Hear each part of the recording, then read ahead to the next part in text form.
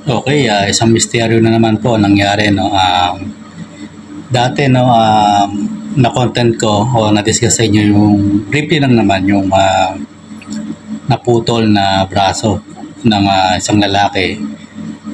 Nakuha daw sa tiyan ng isang pateng sa Palawan. Okay, natay ito. May nag-comment na sa Russian diaper daw yun. Ewan kung totoo.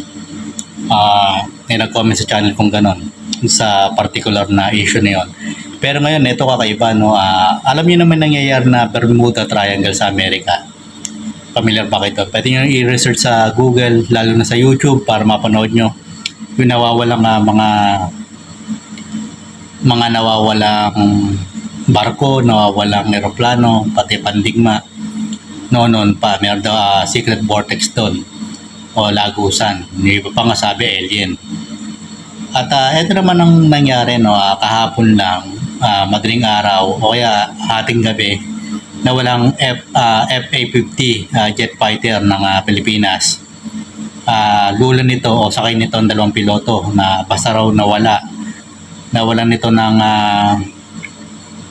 connection, communication sa ating base militar sa Air Force. At sabi ng Air Force ay patuloy pa rin sila naghahanap, baka sakaling buhay pa yung dalawang piloto. Marami nagbibiruan doon sa comment section na baka daw may kinalaman ng China. Yung iba hindi pa raw digma, nawawala na raw yung aeroplano, yung jet fighter. Yung iba naman sabi, eto ang nagusto kong comment, no. Yung iba, ba't nyo pinagtatawan nga naman yung piloto?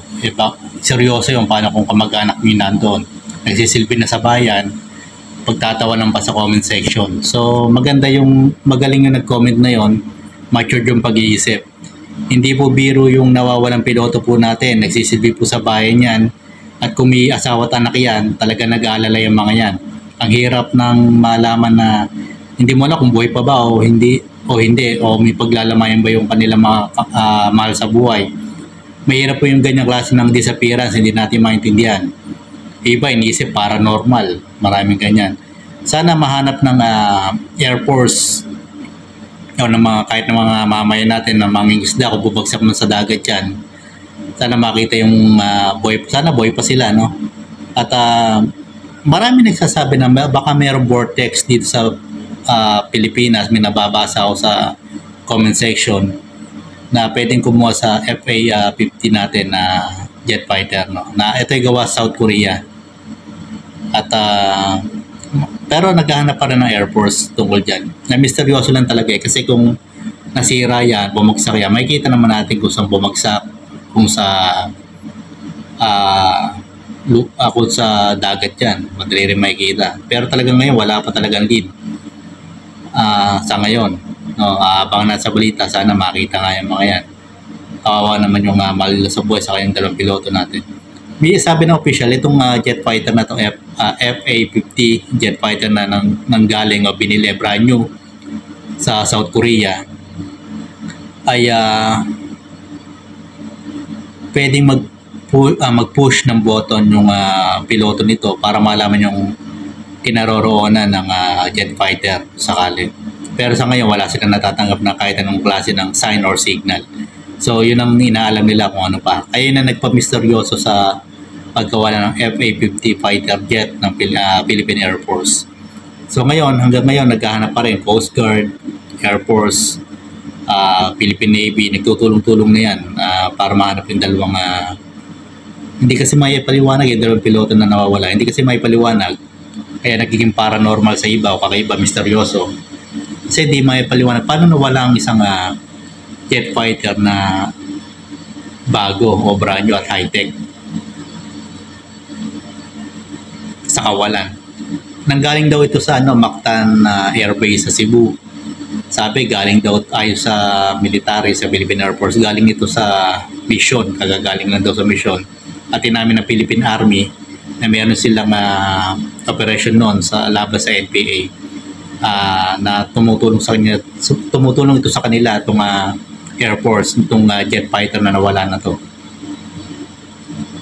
So, eto, naaalala ko yung aeroplano na wala sa Malaysia. Yung civilian airlines naman yun, no?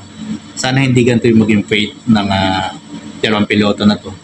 Sana buhay pa sila at matagpuan.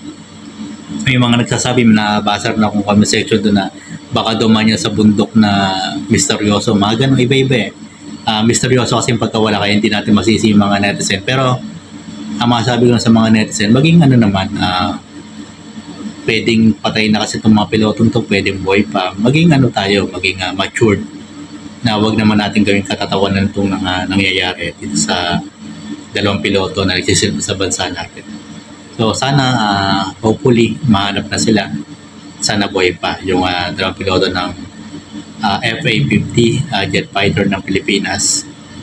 At sana buhay pa sila. Kasi talagang misteryoso itong nangyaring pagkawala ng FA-50 na to na jet fighter ng Philippine Air Force. So hanggang dito lang yung vlog. Sana pagdasal natin na buhay pa yung mga piloto natin, dalawang piloto. So hanggang dito lang po yung vlog. Maraming salamat po.